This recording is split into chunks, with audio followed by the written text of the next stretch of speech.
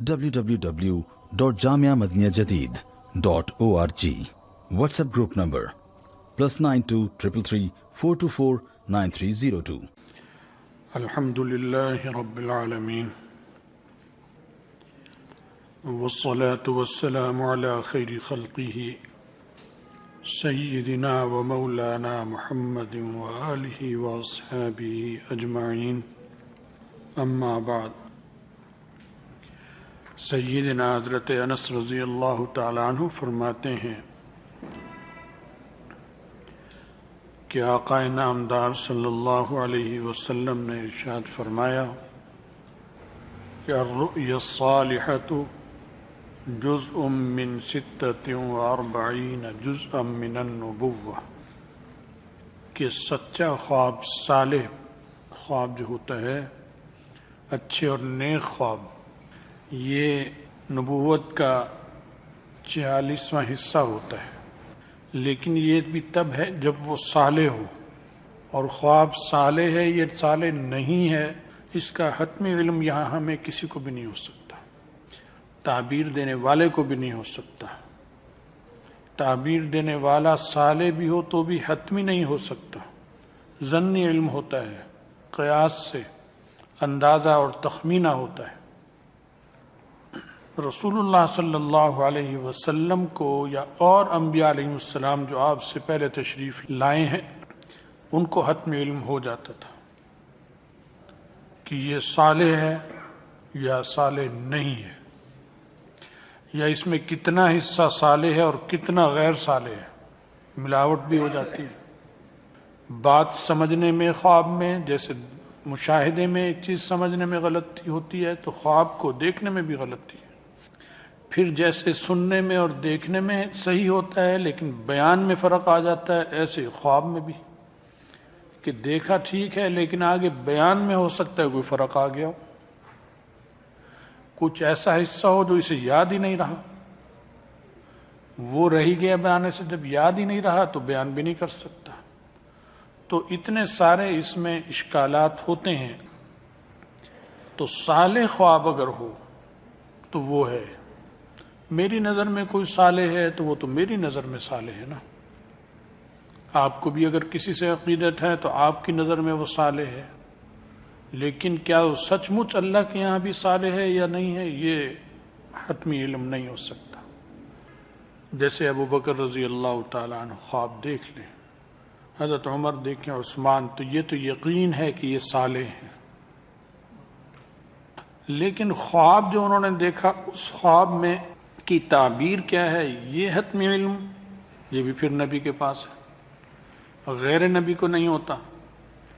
نبی کے بعد تو خوابوں کی تعبیر کا امام صحابہ، اور صحابہ میں سب سے بڑے ابو بکر رضی اللہ تعالیٰ، اور ازواج مطہرات بھی نبی علیہ الصلاۃ والسلام کے فیض کی صحبت کی برکت سے یہ سعادت اور یہ یعنی ملکہ اللہ ان کو نصیب کر دیتا ہے۔ تو بالکل تیر بہدف وہ انبیاء علیہ السلام تعبیر دے سکتے ہیں اور کوئی نہیں دے سکتا، باقی ظنی ہوتی ہیں چیز۔ اور اس کو جو اشارہ فرمایا کہ یہ نبوت کا 46واں حصہ ہے، تو پتہ یہ چلا کہ صحیح بات بھی اس کا مطلب بھی نبی ہی سمجھے گا، ممکن نبوت کا حصہ ہے، صدیقیت کا حصہ ہے، فاروقیت کا حصہ ہے، عثمانیت کا حصہ ہے، یہ نہیں فرمایا، کیونکہ وہ نبی تو نہیں ہے، نہ ابو بکر رضی اللہ تعالی عنہ نبی ہیں، نہ حضرت عمر، نہ عثمان، تو نبوت کا حصہ ہے۔ اب مراد اس کی وہ بھی پھر نبی ہی صحیح سمجھے گا، تیر بہدف، میں اور آپ نہیں سمجھ سکتے۔ اور 46 فرمایا، اس کی کیا حکمت ہے یہ اللہ بہتر جانتا ہے، ہر چیز تو نبی ہی بتائے تو ہوتا، ورنہ 46واں حصہ کیا خصوصیت ہے، 40واں بھی فرما دیتے، 45واں بھی فرما دے سکتے تھے، لیکن 46واں ہی فرمایا۔ یہ راز ہیں، یہ اسرار ہیں، ان میں زیادہ نہ دماغ لڑانے کی ضرورت ہے۔ ہاں بڑے بڑے لوگ نیک صالح وہ لڑاتے ہیں، دماغ زور دیتے ہیں، اور اس میں اللہ تعالیٰ ان پہ کچھ چیزیں منکشف کرتے ہیں، اس کے بھی اپنے حد تک ایک فائدے ہوتے ہیں، وہ حتمی وہ بھی نہیں ہوتی، لیکن بابرکت باتیں ہوتی ہیں، اچھی ہوتی ہیں، انہوں نے قیاس اندازے سے کچھ بتا رکھی ہیں، یہ حکمت ہے، یہ حکمت ہے، لیکن یہ بھی ان کا بھی دعویٰ یہ نہیں ہے کہ جو میں بتا رہا ہوں وہ یہی ہے، انہوں نے بھی یہ دعویٰ نہیں کیا۔ لیکن بہرحال ارشاد فرمایا کہ نبوت سے کے اجزاء میں اب کچھ باقی نہیں ہے سوائے مبشرات کے، وہ چیزیں جو خوشخبری کی ہوتی ہیں، جس سے انسان کو ایک طبیعت میں نشاط ہوتا ہے اور ایک اطمینان ایک درجے کا حاصل ہو جاتا ہے اس کی وجہ سے۔ صحابہ نے عرض کیا کہ حضرت یہ کیا ہے مبشرات، کیا مراد ہے اس کی؟ فرمایا الرؤیا الصالحہ، سچا خواب۔ آگے یہ بھی ایک کچھ روایت میں آتا ہے کہ یراہ الرجل المسلم، جو مسلمان کو نظر آئے، یہ ہوتا ہے۔ اور سچا خواب کافر کو بھی آ جاتا ہے، ضروری نہیں کہ سچا خواب مسلمان کو ہی نظر آئے، کافر کو بھی آ جاتا ہے نظر۔ حضرت صفیہ رضی اللہ تعالی عنہ غزوہ خیبر کے موقع پر جب غزوہ ہوا تو یہ گرفتار ہوئی تھیں، یہ یہودی، ان کا سردار، ان کا باپ بھی سردار تھا اور شوہر بھی سردار تھا، شادی شدہ تھی، شاہی خاندان کی تھی، رائل فیملی کی تھی، یہودیوں کی جو رائل فیملی اس سے ان کا تعلق تھا۔ وہاں اللہ نے فتح دی، سب گرفتار ہو گئے، ان کا باپ بھی مارا گیا یہودی لڑائی میں، شوہر بھی مارا گیا، تو یہ قید ہو گئی اور بھی قید ہوئے۔ نبی علیہ السلام کے حصے میں آئیں پھر یہ، آپ نے ان کو آزاد فرما کر نکاح کیا ان سے، بڑا اعزاز مل گیا ان کو۔ یہاں خاتون اول کہتے ہیں، توہین کرتے ہیں خاتون اول کی، خاتون اول تو یہ ہے، یہ خاتون اول کہاں سے آ گئی؟ جب ان کا مرد جو شوہر ہے وہ مرد اول نہیں ہے تو اس کی بیوی خاتون اول کیسی ہو گئی بھائی؟ یا تو وہ یہ مرد اول ہے، جب وہ مرد اول ہی نہیں ہے، پتہ نہیں وہ ثالث ہے، رابع ہے، کروڑواں ہے، اربواں ہے، تو یہ بھی تو اربویں ہوگی، اول کہاں سے آئی؟ بے وجہ کے تکلفات اور دماغ خراب کرنے والے القابات دینا چھوٹے چھوٹے لوگوں کو، جس سے ملتے ہی دماغ ان کا خراب ہو جائے۔ یہ تھی، کبھی سنا ان کے بارے میں کہ انہوں نے اپنے کو کہا ہو کہ میں خاتون اول ہوں؟ حالانکہ تھیں خاتون اول، خاتون اول ہی نہیں ہیں، پورے عالم جہان کی مومنین کی ماں ہے، لیکن کبھی اترانا، فخر، یہ کوئی چیز نام و نشان نہیں ملے گا، تواضع اور عاجزی ملے گی۔ تو القاب کے تو یہ قابل ہیں جو اس کو اٹھا سکیں، یہ تو چھوٹی سی لقب کو نہیں اٹھا سکتے اور بس اپنے آپے سے باہر ہو جاتے ہیں۔ تو وہ ان سے شادی ہوئی، وہ زوجہ محترمہ بن گئیں، پوری امت کی ماں بن گئیں۔ نبی علیہ السلام جب پہلی رات ان کے پاس تشریف لے گئے، سفر میں ہی خیمہ لگایا گیا اس میں، تو جب آپ نے چہرے سے گھونگھٹ اٹھایا تو چہرے پہ نشان تھا، بہت بڑا نیل کا نشان۔ آپ نے فرمایا یہ کیا ہے؟ اس چوٹ ہوتی ہے؟ تو چوٹ تھی، یہ چوٹ ہے۔ تو فرمایا یہ کیسے؟ کہنے لگی کہ میں نے کچھ عرصہ پہلے ایک خواب دیکھا، جیسے میں بیٹھی ہوں اور چاند میری گود میں آ گیا، تو میں نے یہ خواب اپنے شوہر کو سنایا، تو شوہر نے مجھے منہ پر بہت زور سے چاٹا مارا اور کہا اچھا مدینے والے کا ارادہ کرتی ہے؟ تو یہ کہہ کر اس نے تھپڑ مارا میرے، جس کا نشان میرے منہ پہ اب تک ہے۔ اور خواب سچا ہوا، رسول اللہ صلی اللہ علیہ وسلم ان کی گود میں آ گئے، چاند آ گیا، نکاح ہو گیا، بیوی بن گئیں رسول اللہ صلی اللہ علیہ وسلم۔ تو وہ خواب سچا ہوا، حالانکہ وہ کافرہ تھیں اس وقت جب دیکھا، تعبیر بھی اس کی صحیح دی، کافر نے سمجھ گیا، تو کافر بھی تعبیر سمجھ جاتے ہیں۔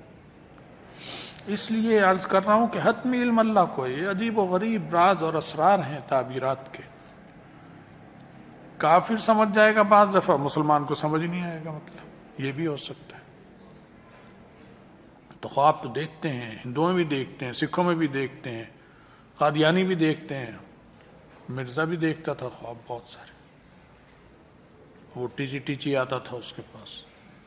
تو یہ تو کافر، جادوگر، فاسق، فجار، شیطان سے دوستی، ان سے گفتگو ہوتی ہے، وہ خواب ان کے ہوتے ہیں. بہرحال یہ ایک مشکل فن ہے، فن تعبیر کا، لیکن اگر خواب سچا ہو تو یہ مبارک ہے. اس کا طبیعت پر ایک اثر ہوتا ہے، اچھے اثرات پڑتے ہیں، طمانینت ہوتی ہے، روحانیت، سکون ہوتا ہے.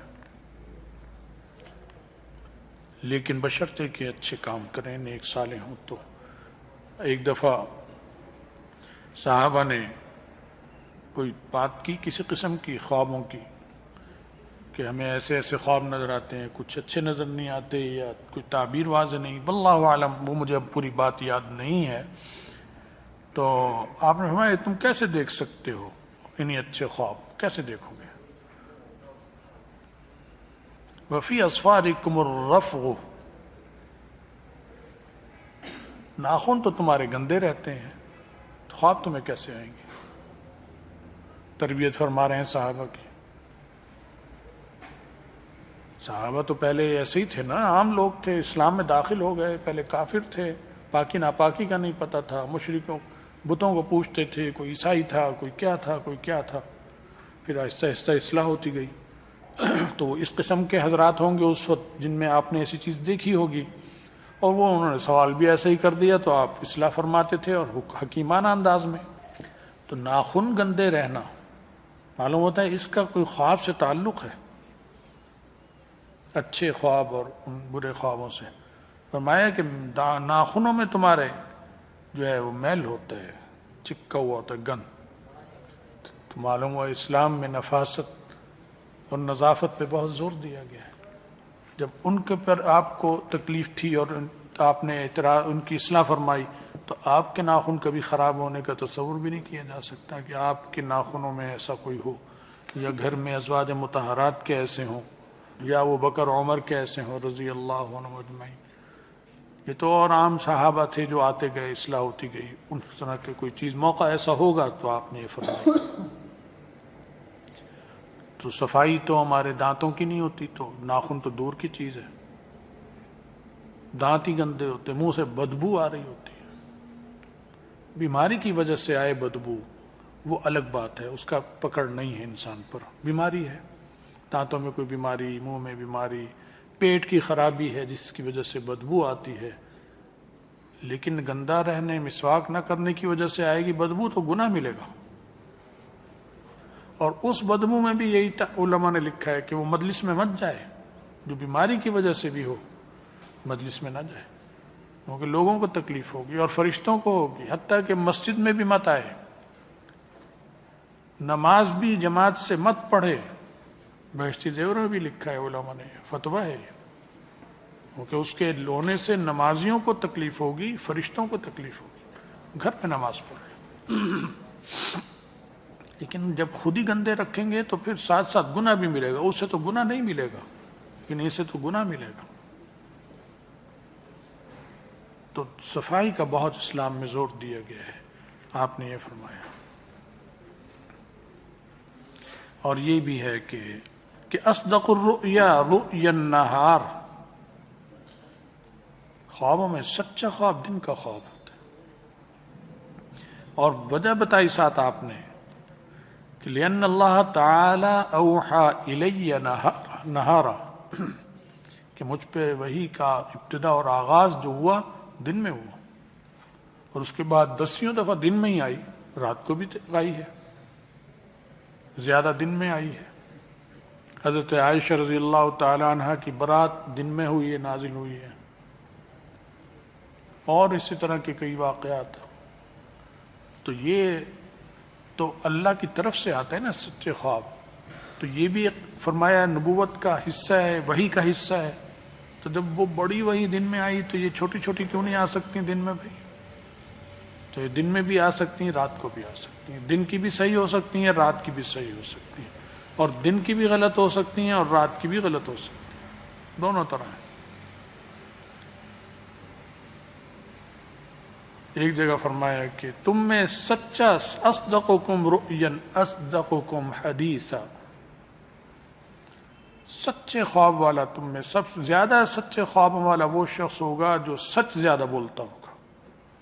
جھوٹے آدمی کا خواب بھی جھوٹا ہوتا ہے، کیونکہ اس کے جھوٹ کا اثر اس کے دل دماغ پہ پڑتا ہے، اور اثرات جو خواب کے ہونے ہیں وہ دل دماغ سے ہی آتے ہیں، بعد میں بیان کرتا ہے اٹھنے کے بعد، وہ تو سو رہا ہوتا ہے، کچھ پتہ نہیں ہوتا، وہ تو دل پر آ رہی ہے ایک چیز، پھر صبح کو اٹھتا ہے تو یاد رہتی ہے تو زبان پر آتی ہے، ورنہ دل میں آئی ہے، وہ تو دل سے زبان پر آ رہی ہے، پھر زبان سے سن کر دوسرے کے دل دماغ کی طرف منتقل ہوتی ہے۔ تو انسان کا جو کردار ہے، اس کا اعمال، اس کے اعمال، اس کا بڑا دخل ہے اس میں۔